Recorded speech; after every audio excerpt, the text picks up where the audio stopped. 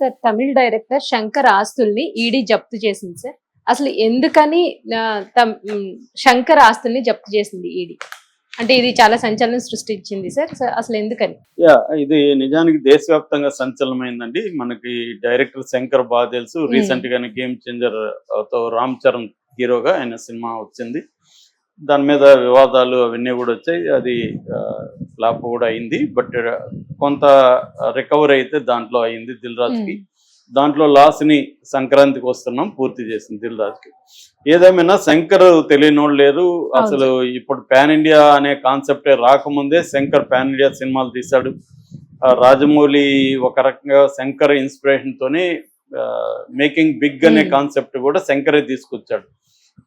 So అలాంటి ఒక శంకర్ మీద ఈడీ ఇప్పుడు ఒక 10 కోట్ల 11 లక్షల రూపాయల ఇమ్మూవబుల్ అంటారు, అంటే స్థిరాస్తుల్ని 3 స్థిరాస్తుల్ని జప్తు చేసింది.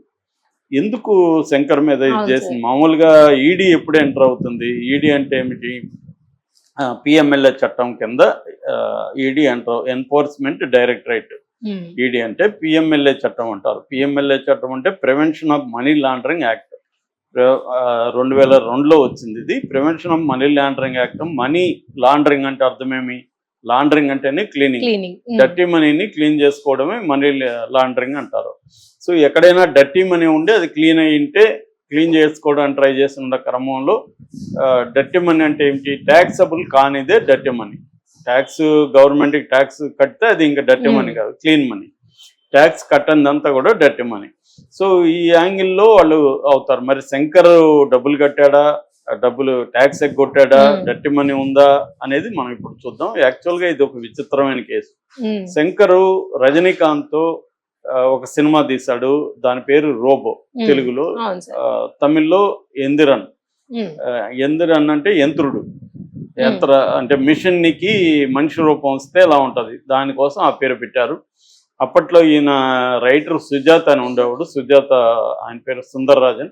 ఆ సుజాత అనేది ఆయన భార్య పేరుని పెన్నేమ్గా పెట్టుకొని ఆయన దాదాపు 100 నవళ్ళ వరకు రాసిన వ్యక్తి. సైన్స్ ఫిక్షన్ కూడా రాశాడు. ఆయనే ఈ పేరు పెట్టాడు, ఈ ఎందిరన్ అనే పేరు.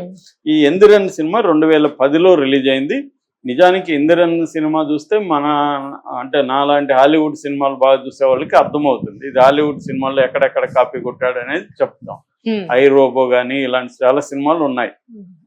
కానీ ఒక వ్యక్తి ఆరూర్ తమిళ్ నందన్ అబ్బాయి, ఆయన పేరు ఆరూర్ తమిళ నందన్ అనే వ్యక్తి 2011లో కోర్టులో కేసేశాడు. శంకరు నా కథ జిగుబా అనే ఒక కథ నుంచి ఇది లేపేశాడు.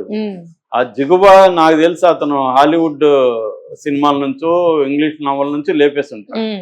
ఎందుకంటే చాలా మంది ఇప్పుడు నేను ఒక నవల రాస్తాను, నేను ఎట్లా రాస్తాను నవల, వేరే ఎక్కడో కాపీ కొట్టి నేను నవల రాస్తాను. నా నవల్ని ఇంకో డైరెక్టర్ కాపీ కొట్టి సినిమా తీస్తాడు. అప్పుడు నేను కోర్టుకు వెళ్తే ఏమవుతుంది? అదే జరిగింది. నిజానికి శంకర్ తీసినవి హాలీవుడ్ సినిమాల నుంచి మనకి క్లియర్గా తెలుస్తుంది. ఈ జిగుబా కూడా రాసున్నట్టున్నాడు అతను ముందే. కాకపోతే అది శంకర్ చూసుకున్నాడో లేదు తెలీదు. మామూలుగా డైరెక్టర్లు హాలీవుడ్ సినిమాల నుంచి కాపీ, లేకపోతే యూరోపియన్, ఆ మధ్య అంతా కూడా అదేంటి కొరియన్ సినిమాలు కాపీ, ఫిలిప్పైన్ సినిమాలు, అసలు కాపీ కాదేది అనర్హం అన్నట్టుగా అన్ని కాపీ కొడతారు. ఇక్కడ కాపీ ఆఫ్ ద కాపీ కూడా ఉంటది. సో అంటే ఎవరో కాపీ కొడితే దాని ఇంకొకరు కాపీ కొట్టేలాగా ఉంటది అనమాట. అలాగా జరుగుతుంటది. ఇది ఎప్పటి నుంచో పాతాళ భైరవి దగ్గర నుంచి నేను వింటున్నా. పాతాళ భైరవి సినిమా కూడా కాపీ సినిమా అనేది అప్పట్లో నేపాలీ మాంత్రికుడు ఇవన్నీ కూడా కాపీ అనేది అప్పుడు ఐవాన్ ద టెరిబుల్ అని మన సెర్గే ఐసెన్స్టీన్ రష్యన్ సినిమా నుంచి ఆయన లిఫ్ట్ చేశారు ఐడియా అని.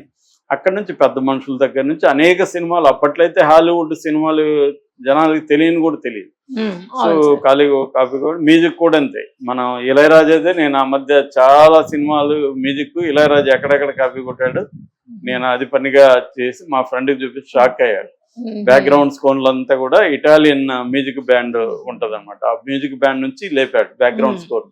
అట్లాగే మన 16 ఏళ్ల వయసు పాటలు, 16 ఏళ్ళు కాదు, సీతాకోచిలుక, ఇవన్నీ కూడా పాటలంతా హిట్ పాటలు, అవన్నీ కూడా ఫిల్ కొలిన్స్ లాంటి వాళ్ళ నుంచి కాపీ కొట్టినవి.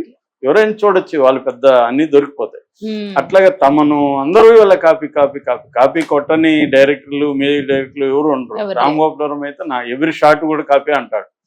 సో అనడం వరకు బాగానే ఉంటది, కానీ రేపు పొద్దున ఎవరైనా ఇలా కేసేస్తే మాత్రం దోలు తీరుతుంది. అలాగే ఇప్పుడు ఈ అబ్బాయి అరూర్ తమిళనందని తన మీద కేసు వేశాడు. కేసు వేసిన తర్వాత film and television institute of India, FTII అనే సంస్థ పూణేలో ఉంటది. వీళ్ళు దీని మీద కంపేర్ చేస్తూ స్టడీ చేశారు ఆ నవల్ని, సినిమాని, ఫ్రేమ్ టు ఫ్రేమ్. వాళ్ళు ఏం తేల్చారంటే ఇది స్ట్రైకింగ్లీ సిమిలర్ గానే ఉంది, నవల్ని కాపీ కొట్టారు. నెరేటివ్ స్ట్రక్చర్ గానీ, క్యారెక్టర్ ఆర్క్ అంటారు, ఒక క్యారెక్టర్ ఏ నుంచి జెడ్ వరకు ఒక ట్రావెల్ ఉంటది కదా, ఒక ఇంట్రడక్షన్ నుంచి క్యారెక్టర్ ఎండ్ వరకు ఒక ట్రావెల్ ని క్యారెక్టర్ ఆర్క్ అంటారు. క్యారెక్టర్ ఆర్క్ కానీ, తర్వాత థీమేటిక్ ఎలిమెంట్స్ కానీ. థీమేటిక్ ఎలిమెంట్స్ ఏంటి, మనం ఒక రోబోట్ అనేది అది స్వతంత్రంగా బిహేవ్ చేయడం మొదలు పెడితే ఎంత వినాశనానికి దారి తీయచ్చు అనేది బేసిక్ థీమ్. అంటే మిషన్స్ మన కంట్రోల్లో ఉండాలా, మనం మిషన్స్ కంట్రోల్లోకి వెళ్ళిపోవాలనేది థీమ్ అప్పట్లోనే తీసాడు. ఇప్పుడు ఏఐ అదే చర్చ.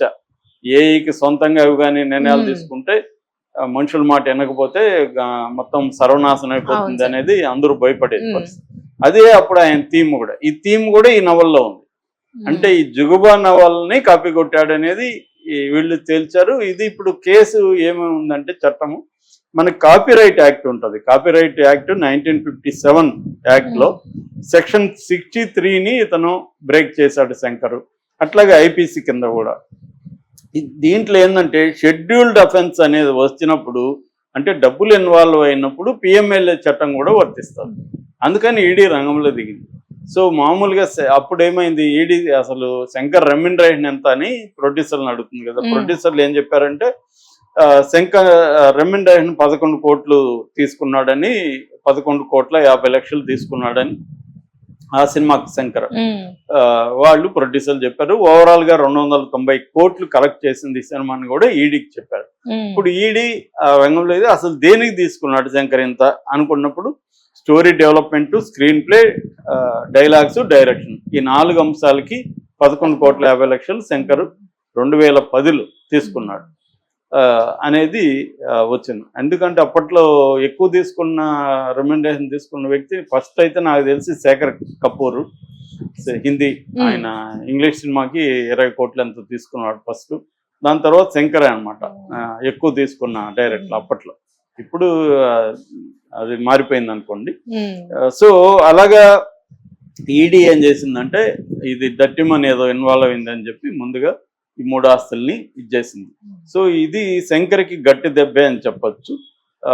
ఎందుకంటే ఇప్పుడు మరి ఆ నవల కూడా కాపీ కొట్టారా లేదనేది ఎవరైనా కేసేస్తారా తెలియదు. అది కూడా ప్రూవ్ చేయాల్సి ఉంటుంది. ఎందుకంటే ఆ నవలే కాపీ కొట్టాడు అనుకో, ఆ నవల్ని కాపీ కొడితే ఇది ఈ చట్టం కిందకు వస్తుందా అన్నది కూడా పరిశీలించాలి. ఎక్కువ సార్లు